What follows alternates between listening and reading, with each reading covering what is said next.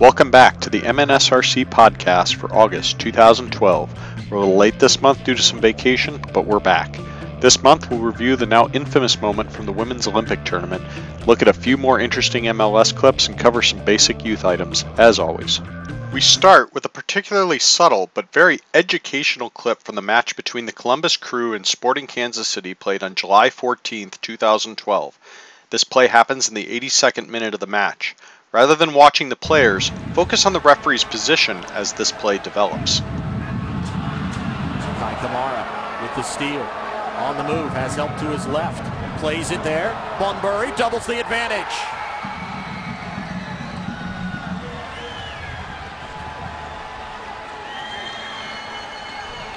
Turnovers against this team, and especially to Kai Kamara again, the guy you're turning it over to. Bernardo Anor, unfortunately this time, and a well-weighted pass there from Kamara, and it's all too easy, unfortunately, after a turnover like that when your team's trying to go forward. There he is, Bunbury just tucking it in the... This counterattack is extremely challenging for the referee to maintain position on. The play starts with Sporting's Kai Kamara intercepting a pass made by the Crew's Bernardo Anor in the midfield. Referee Edvin Juricevic is ahead of the play in what is a perfectly reasonable position at the time of the interception. Anor was not under pressure at the time, and there was no reason to expect that Anor would make a pass that would be so easily broken up by Kamara. Nonetheless, once Kamara takes possession, the field is set up for a rapid counterattack. Kamara, who's very quick, has his momentum headed towards his attacking goal, while Anor is headed in the opposite direction, and there's nothing but open field for Kamara to use. As a referee, we can expect that Kamara will use this space himself, which means we can expect a long run with possession.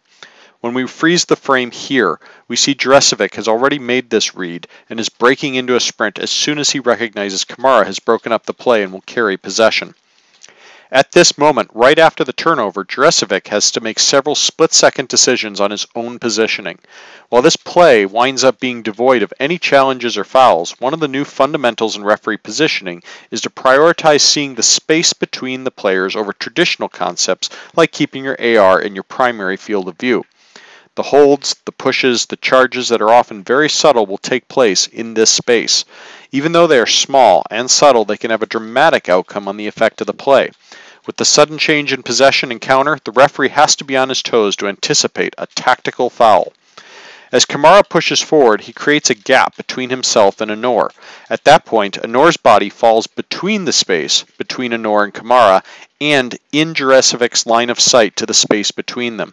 If a tactical foul will occur, Juricevic will be unable to see it by maintaining his current path. The traditional approach to referee positioning has been to keep the play between yourself and the AR. To do so, Juricevic would take a path that would carry him through the center circle and likely get him closer to the play faster. But that same path would also continue to obstruct his view of the space between Anor and Kamara and leave him incapable of recognizing a tactical foul. So Juricevic takes an untraditional approach to his positioning and veers hard toward his lead AR's touchline. While this means he will fall further behind the play, it will give him a clear view of that space between the players and the ability to detect a potential tactical foul by Anor. As Teal Bunbury finishes the break with a well-taken goal, notice Juricevic is well behind the play, with the ball pushed to an outside position in reference to his AR. There's no question that in the traditional approach to positioning, this isn't ideal, but Juricevic is recognizing that a tactical foul is possible on the break and is adjusting to ensure that he catches it should it occur.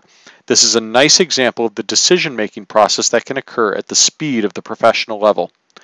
Finally, we have to give some credit where credit is due for discovering this clip. The shout out here is to a guy named J-Honk from the Big Soccer message boards for noticing Juricevic's positioning on this play and posting a topic on the boards.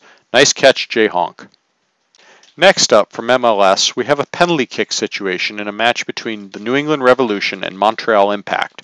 This clip features Minnesota national referee Fotis Bazakos. Patrice Bernier with an opportunity to give Montreal the lead against the New England Revolution. Can the Canadian convert? Referee stopped it. That one won't count. Conversation between Reese and the referee. Jesse Marsh can't quite believe it. The penalty will have to be retaken. Well, Matt Reese is doing something I've never seen that. He's standing nearly in the back of the goal. Basically, the referee is telling him you got to start on the pitch. It's in the goal, it's off the pitch. Well, I believe the rule is you can't come off your line technically. You can dance around on the line now. The fact of the matter is, Patrice Bernier has a second opportunity against the veteran Matt Rees. The Canadian, to give Montreal the lead, has done so. Bernier's 6th goal of the season. Now, in fact, the referee's called it back for a second time. I do apologise. Yeah, he's called it back because Patrice Bernier has stopped his motion, and it has to be that. He's telling him you cannot stop your motion. It's got to be a continuance. And so we're going to see this for a third time. He has used that stutter step and has got away from it before. A third opportunity. Scores. This one does count. Patrice Bernier. Anytime a penalty kick is retaken, it's bound to draw some raised eyebrows. Twice, even more so. It's a fairly rare and interesting sequence, so let's review what happened. The first kick actually is canceled before it's ever taken. When lining up for a penalty kick, we have 3 groups of people to worry about: the kicker, the goalkeeper, and then everybody else. The kicker is simply named by the attacking team, and the non-participating players are outside the arc, outside the penalty area, and above the ball. So far, so good. The only mistake here is that Fotis forgets to either confirm that the goalkeeper, Matt Rees, is on the goal line, or he forgets to make eye contact with his assistant, George Ganser, before blowing his whistle for the penalty. He looks at Rees right as he blows the whistle and suddenly realizes that Rees is not on the goal line. Rather, he's standing inside the goal. Because the players are not properly positioned, the kick cannot proceed, and Fotis quickly gives several short blasts of his whistle to indicate that as such. Protocols are an important part of helping things go smoothly in a match, and having a set of steps that you go through every time you award a penalty kick is a great example of a situation that you should include a consistent protocol. Identify the shooter, confirm the position of the non-participating players, then, before you blow your whistle, either check the goalkeeper's position yourself, make eye contact with your assistant referee, or both. In addition to establishing a protocol, discussing that protocol in the pregame with your ARs is also crucial, and throwing in a few backups to avoid problems can never hurt. For example, if the goalkeeper is not properly positioned, we could ask our AR to loudly yell at the goalkeeper, "Keeper, get on the line, please!" as the referee is backing into position. Is this standard procedure outlined in the Guide to Procedures? Nope. But the loud verbal request would likely prevent the referee from forgetting to check the goalkeeper position before blowing the whistle and allowing the kick to proceed. Fotis left out the last step here. He did fix it, but it's a fair statement to say that the process didn't look as clean as it should. Ask any player or goalkeeper, they will tell you that a lot of what goes into a penalty kick is mind games. As a referee, you want things to proceed cleanly and without interference, so nobody can blame you for a miss or for not being mentally ready. Nonetheless, Fotis' actions to correct the problem are appropriate. If the goalkeeper is not positioned properly prior to the kick cannot proceed. Now, Fotis sets everybody up properly, and after the second kick, or as it actually is the first kick, he declares it has to be retaken. The announcers give an utterly preposterous, incorrect explanation for this decision, saying that it's because the kicker stutter stepped to the ball. First of all, it's completely okay to stutter step. Second, if Fotis was calling the kicker for reaching the ball, starting his kicking motion, and then halting it, not only would a retake be needed, but he also would have had to caution the kicker.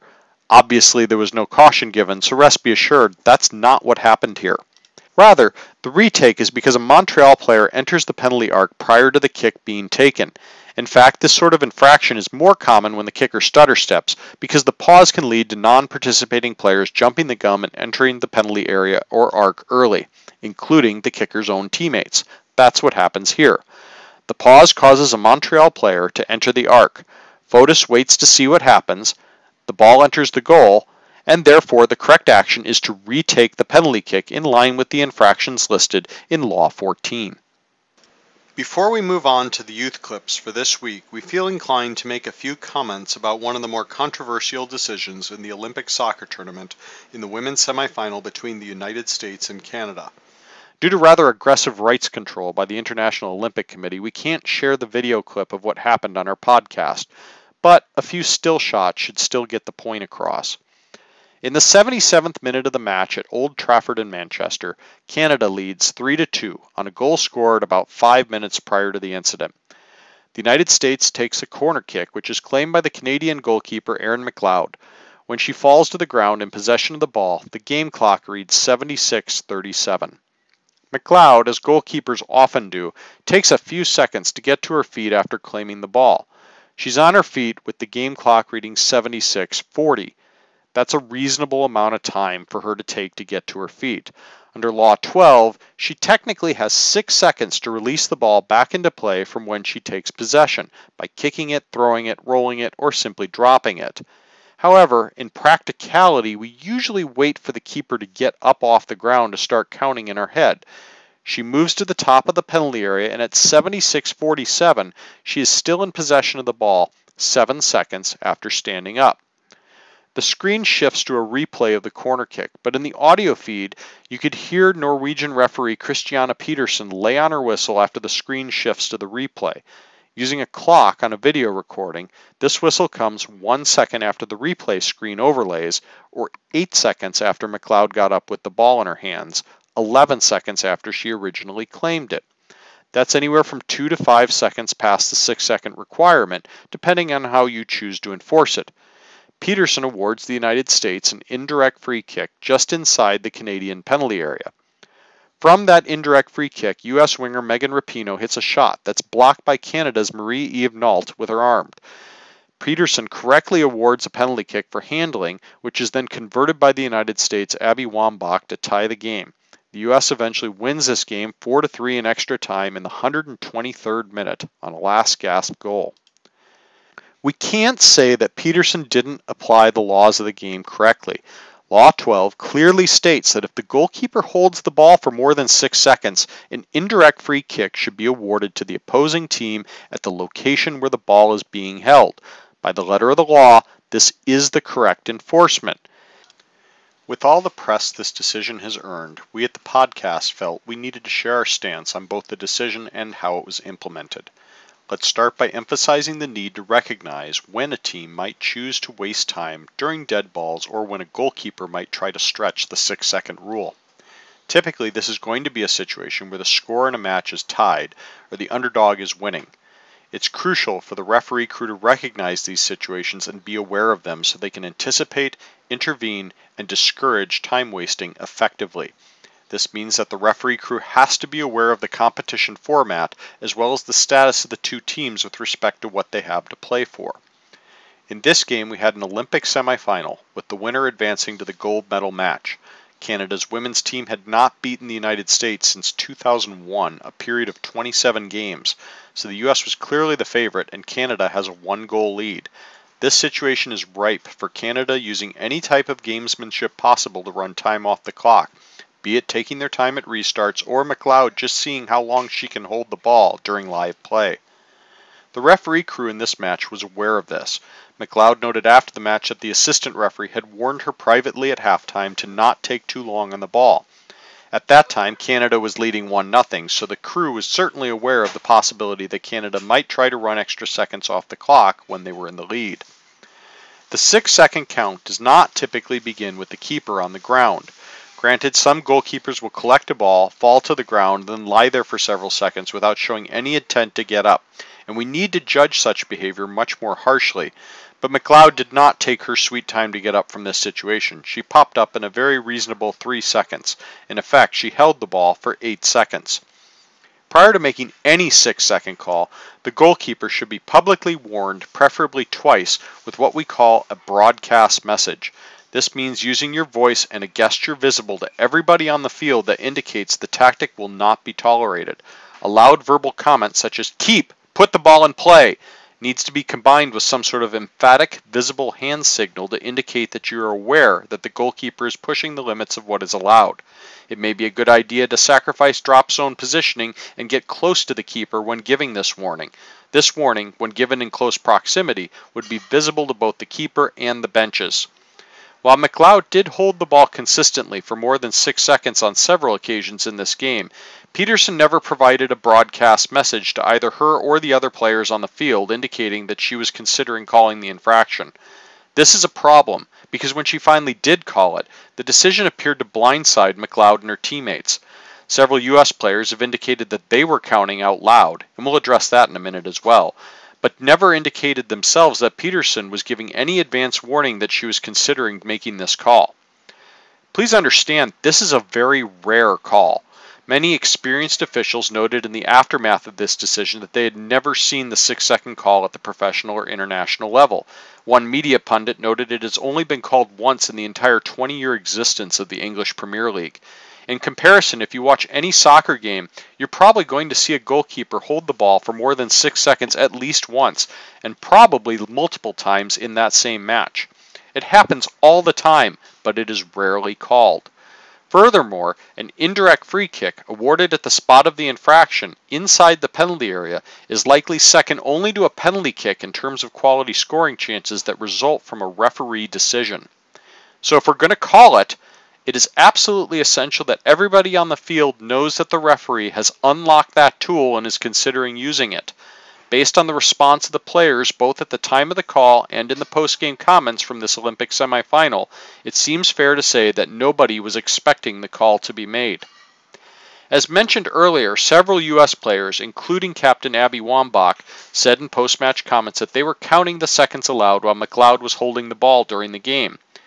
This behavior must be dealt with and eliminated by the referee. Odds are the Canadian players heard Wambach doing this and subsequently believed that Wambach had convinced the referee to finally call it at such an inopportune moment in the match. Perhaps Peterson was intending to call the next one, but by not silencing Wambach's input, she created the perception that Wambach had influenced her decision. This will only damage the credibility of the call, as it looks like Peterson was caving to U.S. gamesmanship. Finally, we'd like to suggest at least one alternative to making this call. Understand that goalkeepers will use delay tactics both with the ball in play, the 6-second rule is designed to prevent this, and with the ball out of play, such as on a goal kick where the goalkeeper pauses to reset the ball, adjust her socks, and so forth. With the ball live, the referee is limited to the 6-second call and the resulting indirect free kick. However, most goalkeepers, in situations where it's advantageous to their team to run time off the clock, will utilize both of these tactics. Remember, the resulting indirect free kick from the 6-second call results in a fantastic scoring chance for the other team, usually in a close game with a lot on the line. The referee could wait for a goal kick and then caution the goalkeeper for delaying the restart when the goalkeeper starts utilizing those tactics. This action may hurt the goalkeeper in a tournament format where cautions can accumulate and result in suspensions, but it is not a referee decision that creates a scoring chance from the ensuing restart. The goal kick would remain as the restart, and the card would send a clear message that the referee is not going to allow the team wasting time to get away with such tactics. The card, in of itself, provides a public warning that any type of stall tactics, including holding the ball for more than 6 seconds, may result in referee action, but the use of the card in this situation does not create a scoring chance. Referees who manage gamesmanship by using tools that don't create situations that affect the outcome of the match tend to be better respected by the players.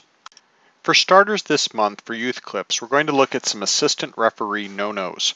These are basic mechanics, and if you aren't sure about any of these, we strongly recommend you watch the assistant referee mechanics video on the MNSRC website. First off, we need to keep in mind that assistant referees make one and only one signal while moving, the goal signal. Otherwise, the AR should always stop and face the field when making a signal. Notice in this clip how the assistant referee is walking towards the goal line while simultaneously signaling for a throw-in. This is a big mechanics no-no. Stop when signaling and make a nice professional signal. Second, and we see this one far too much, the corner kick signal has to be made at the corner flag. Please, please, please do not stop running and point to the corner flag from 8 to 10 yards away. While you can get away with stopping 6 yards up the touchline on an obvious goal kick decision, there is never any situation where it is acceptable to signal for a corner kick anywhere but the corner flag. Don't do it. Lastly, when you're an assistant referee, that's your job. You're not a ball chaser. Look, I know we're all trying to be nice, so if you want to conveniently stop someplace during a youth game and then let the ball hit you so it doesn't go flying 30 yards away, we have no arguments with that. But don't stick your foot out, and please, Don't chase the ball for the players. If competitions want somebody to chase the ball down, then the competition will assign or pay somebody to do it. Furthermore, when the ball is out of play, it's the job of the referee crew to keep an eye on the players for misconduct. Players are smart. They can be pretty good at doing nasty things when one of the crew turns their back. It's not the job of the assistant to fetch the ball for the players, ever. Our last clip for this week is a fundamental review of part of Law 13 on free kicks, and it doubles as an application to Law 16, the goal kick. In fact, we covered this way back in the inaugural podcast. Regardless of whether we're talking about a goal kick or a free kick taken from within the defending team's own penalty area, the ball cannot be in play until it leaves the penalty area. If another player or even the kicker touches the ball before it leaves the penalty area from a goal kick or defending team free kick, the play must be blown dead and the kick must be retaken. In this game, offside has been called, and the white team has an indirect free kick just outside its own 6-yard line. The goalkeeper scuffs the ball, causing it to roll only a few feet. One of the goalkeeper's teammates rushes up and kicks the ball again to clear it from the penalty area. This is not allowed. The ball must be reset at the spot of the free kick, and the free kick must be retaken. Please pay attention to this infrequent but important rule. It's important because we don't want the other team, in games involving younger players, taking advantage of a miskicked goal kick or free kick and scoring a goal that should never have been awarded. As we enter MYSA's fall season, it becomes more important to be aware of this potential situation. As always, we hope you find our podcast helpful and informative, so get out there, apply some of this new information in your games, and most of all, have fun.